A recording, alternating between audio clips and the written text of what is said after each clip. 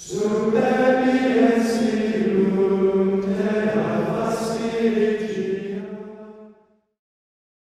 let's begin our second instruction on Gregorian rhythm. Last instruction, we took a general approach to rhythm, and we kind of made a beeline, learning the most practical necessities in order to start to feel the rhythm by doing the exercises at the end. Now what we have to do is we have to go back over the three levels mentioned of rhythm, the three levels of the Solem rhythmic synthesis, and look at each in particular to make sure we understand how they work. So let's begin this this instruction with a song. It could be any song, but we take something that's helpful for us and something that you probably know. Twinkle, twinkle, little star, how I wonder what you are. Okay, let's just look at that. First of all, we're going to have to see exactly how the melody progresses. So suppose I tell you that it begins on Do. Do. We've marked in a Do, huh? Do, Ti, La, Sol, Fa, Mi, Re, Do. Twinkle. What's the second note? It's a Do too. Twinkle, twinkle. What's the next note? Mi. Twinkle, little. Where does that go? Do, do, mi, mi. La, la. Sol. That's a long note. Double it. Do, do, mi, mi, la, la, sol. How I, little star, how. What note is that? It's Fa. Where is that? Do, re, mi, Fa. How I, same note, wonder. What note is that? Fa, fa, wonder, mi, mi. How I wonder what you are. Fa, fa, mi, mi, re, re. Oh. Do. Long note. Remember we said last time, you always end on a long note. It's natural. The melody comes to a rest, and the rest is a long note. The rest and the long note are mutually, they're the same.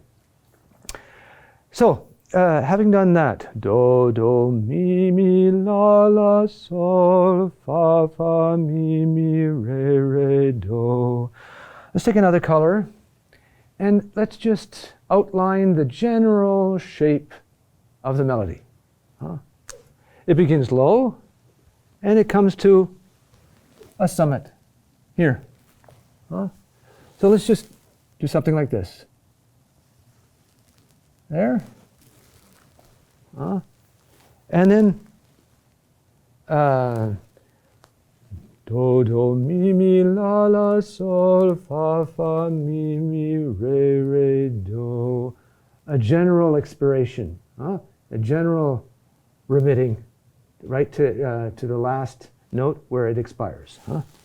It goes, suppose it ends here, something like that, to the end. That's the general shape of the melody. Now, that is the highest, that corresponds to the highest level of the rhythmic synthesis, the composite pulse.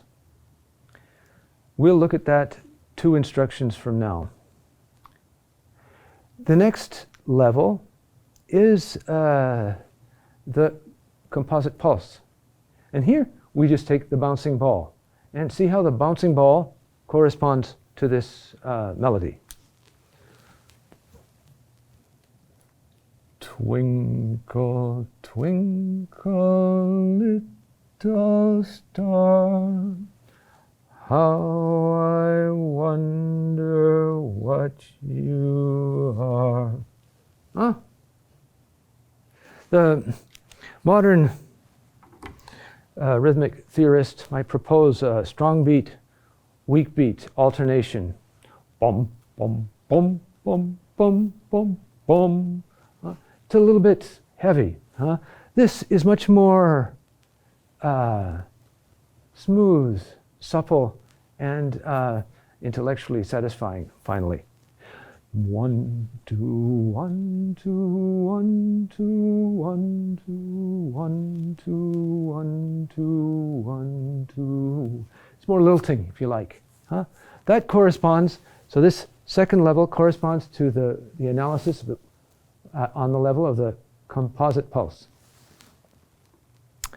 And so you have an undulating curve that continues through the melody. Finally, at the lowest level, what you want to do is you want to take any cell of this, and you want to find the basic component, the basic unit of the composite pulse. Now, here's a preliminary question. It's very important. When you arrive at the end of a phrase, do you end on up or down? Huh? Yeah, you always end on down. Huh? Look, here, here. We've mentioned that many times. That's always natural. The end of a rhythm comes on the downbeat, on the down pulse. In all things, they say, in all things, look toward the end. So we are. That's a key to making our basic unit of rhythm. So we have a pulse here, pulse here, pulse here, pulse here, pulse here, etc. Okay. So we said which is the downbeat? The downbeat is when the ball comes down. So this would be a downbeat. So we said that the rhythmic curve ends on the downbeat. So it's going to come from an up position to a down position, like that. And actually, no. Let's do that again because what we want to make clear here is that the upbeat corresponds to this individual beat. Up, down. Here, up, down. You have an alt, and here, just taking this, you have the basic cell of the binary alternation that you have in this song. This is called the elementary rhythm. So what we're considering now is from here to here. That is called a binary elementary rhythm, a single unit. Now, an important thing to remember now, the measure bar goes right through the middle. See the measure bar in Gregorian, what corresponds to the measure bar in modern music. Of course, there is no measure bar marked in Gregorian chant, but if we were to put it in correspondence to modern music, it would pass right through the middle of the curve and before the downbeat, the down pulse. And so we would, we see then that this unit lies astride the measure bar, which is nothing to say, more to say than it ends on the down pulse. So there we have summarized or taken a look at the three levels of the Salem rhythmic theory. On top, you have the composite rhythm. In the intermediary level, you have the composite pulse, which is a bouncing ball. And then finally, we come down to the elementary rhythm, which is the subject of this instruction. Let's start again now from the beginning, the base level. And in order to do that, let's try and define a few terms. First of all, we observe that just in our common experience, we see a lot of alternation, cyclic movements. For example, walking, left foot, right foot, left foot, right foot. Breathing, inspiration, expiration. The heartbeat, distole, systole. And we pointed out the seasons too. That's a regular cyclic kind of movement of the sun. All of these we can see involve an alternation between a kind of increase and then a decrease coming down to a lowest point and then going back to a highest point. This is basically what we portrayed by the sinusoidal curve that we put on the board in last instruction. The whole thing can be illustrated by something very close to home, human life. Human life has basically two phases. One, a phase of increase through infancy, childhood, adolescence, and young adulthood to your full maturity or full strength, human strength, attained around between the 30s and 40s. And then afterwards, there's the decline. The going through middle age, and finally old age, and finally, we all know that we're going to have to expire. We call that expiration there. We're all going to have to die. Nevertheless, you can see then a basic curve of increase and then decrease. And on a more basic level, you have an alternation that goes through and pulsates all through the life of a man. That is the alternation between day and night. So you have one person who goes through the general phase of increase and decrease, and yet with a basic kind of pulsation underneath upon which that greater rhythm is based. There, again, we have another illustration of the Salem rhythmic theory with the basic pulsation corresponding to the elementary rhythm and the general curve corresponding to the composite rhythm, the great rhythm. From that analogy of human life, let's try and define some terms. First of all, movement. What is movement? Movement we would define then as a kind of whole that goes through the different states.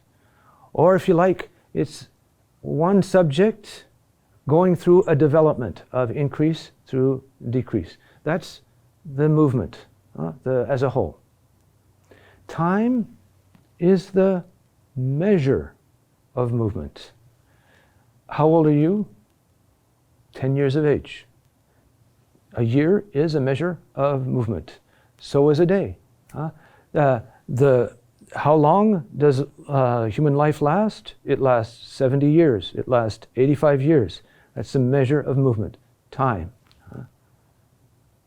Rhythm then is the order of the movement.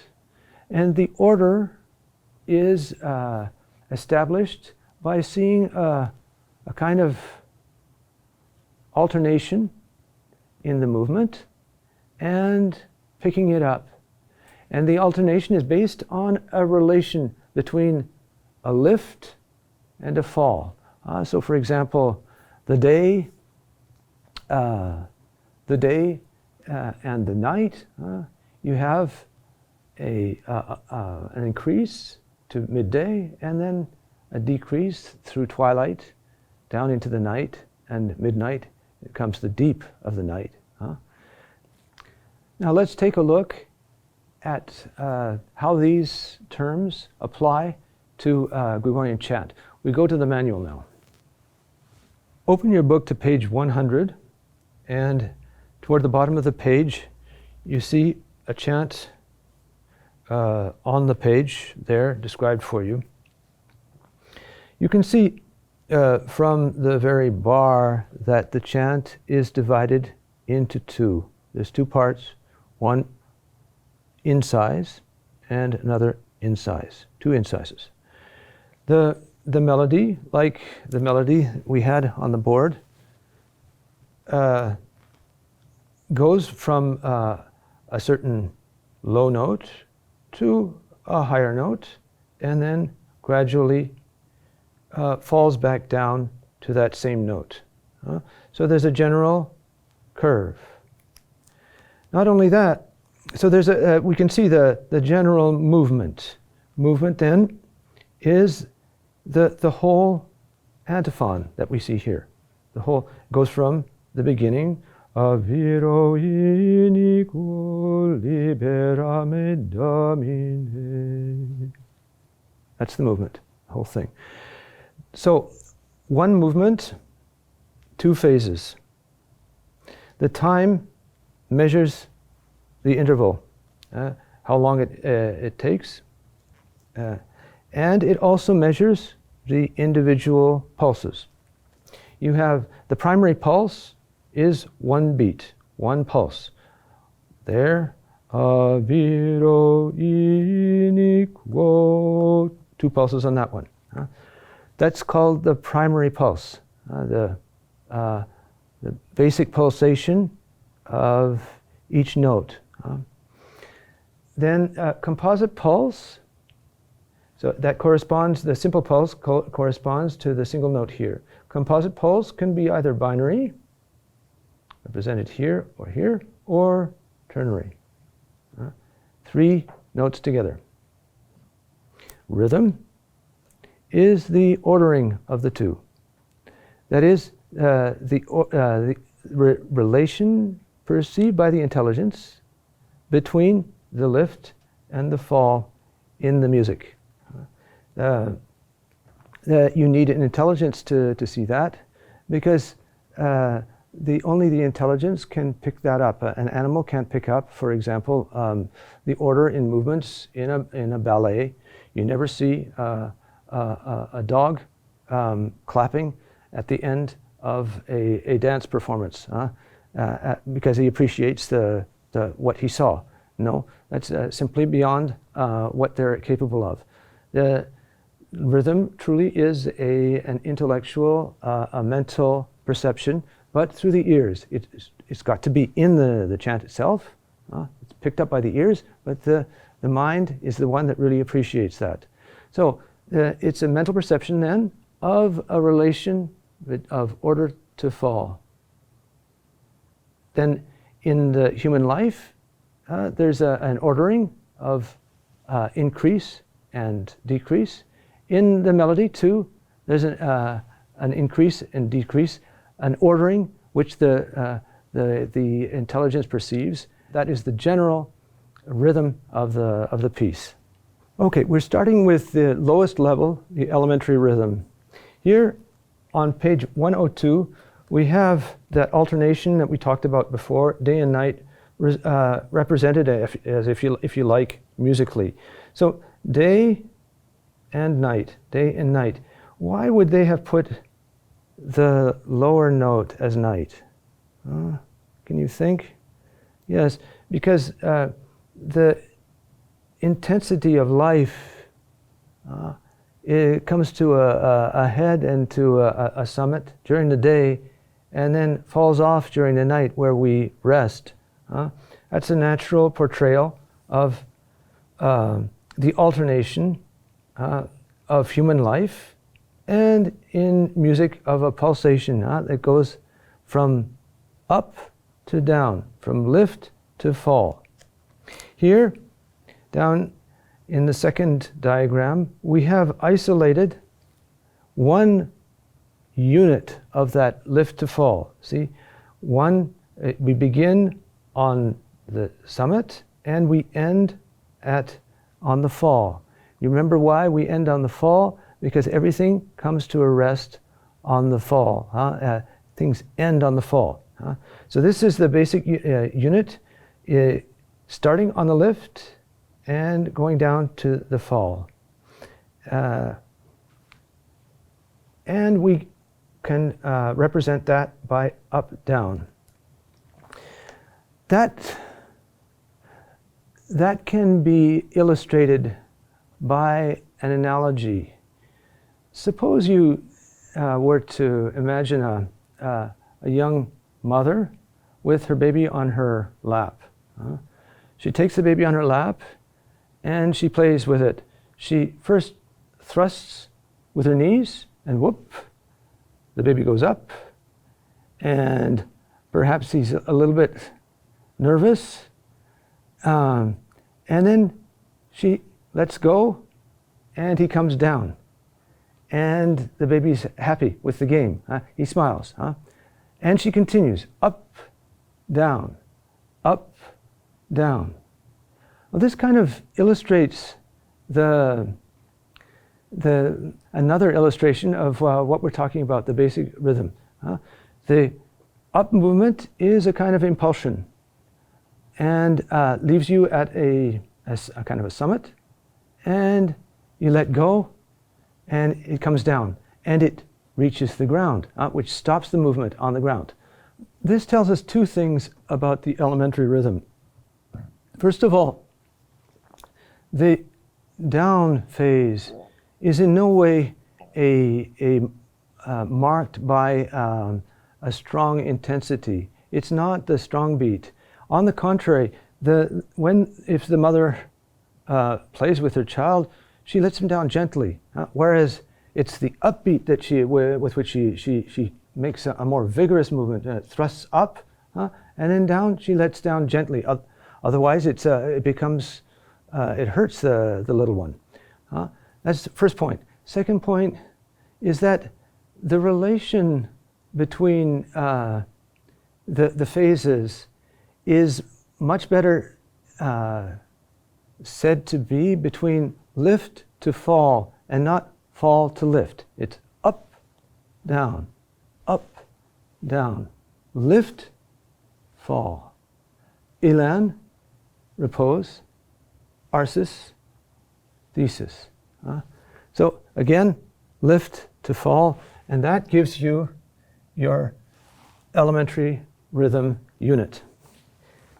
Now we're ready to appreciate the definition that is given on page 104 in the blue box.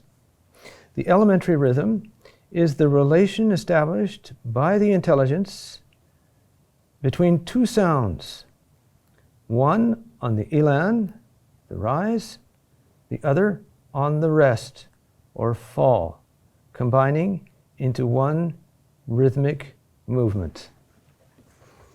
Once more at the board. The elementary rhythm is the relation established by the intelligence between two sounds, one on the elan, or rise, the other on the rest, or fall, combining to form one single movement. You see, it's the curve that portrays the one single movement. That single movement can be binary or ternary. See, here we have a binary group, the measure line there, up to down. Now, to make that ternary, we have an upbeat, which arrives at a downbeat and prolongs through a second beat. 3, 1, 2. There we have binary and ternary groups, individual cells represented. The same thing you can find in the manual.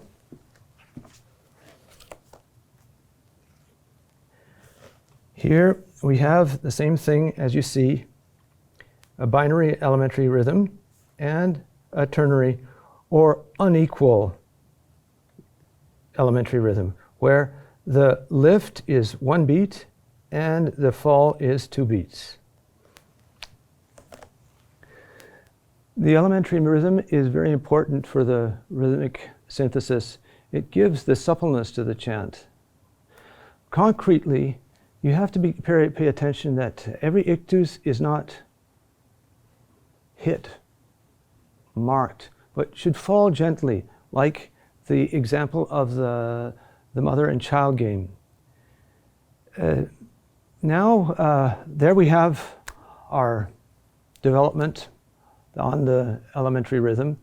Let us turn now toward the manual and see what we have to do for our exercises and our homework assignment. The exercises don't ask for anything new. It's basically the same thing as you had last time. Counting, you know how to do that. If you run into trouble here, you might go back to the last exercise and review with the audio samples. Otherwise, that should pose no more problem. Don't forget to mark in the ictus also. That could help you to run smoothly through the exercise, not to have to halt, which is most important, very important.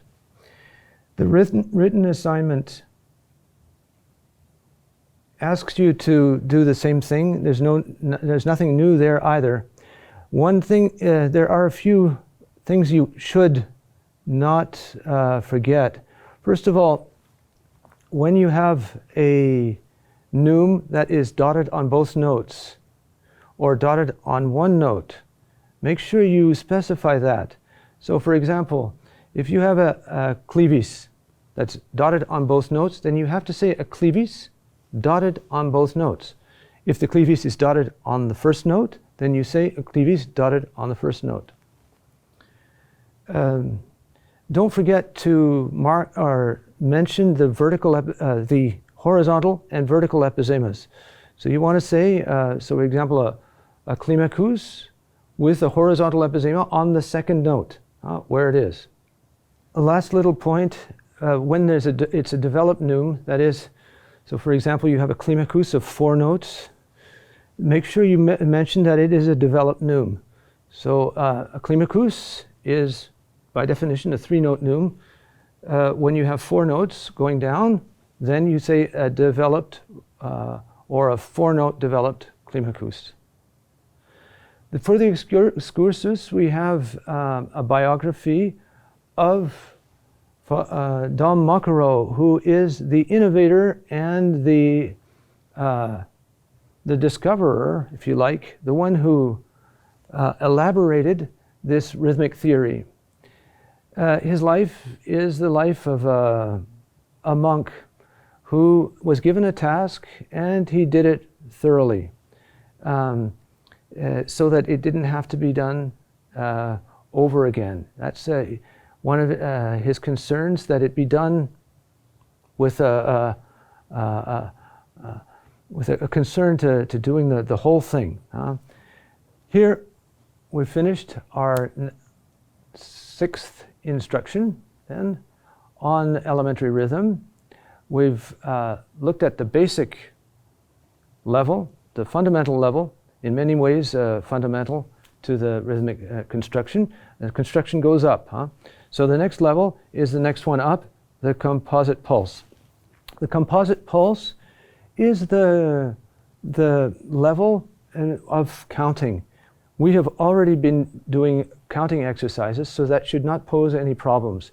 The next chapter, the next lesson should go without too much difficulty. We'll see you next time then.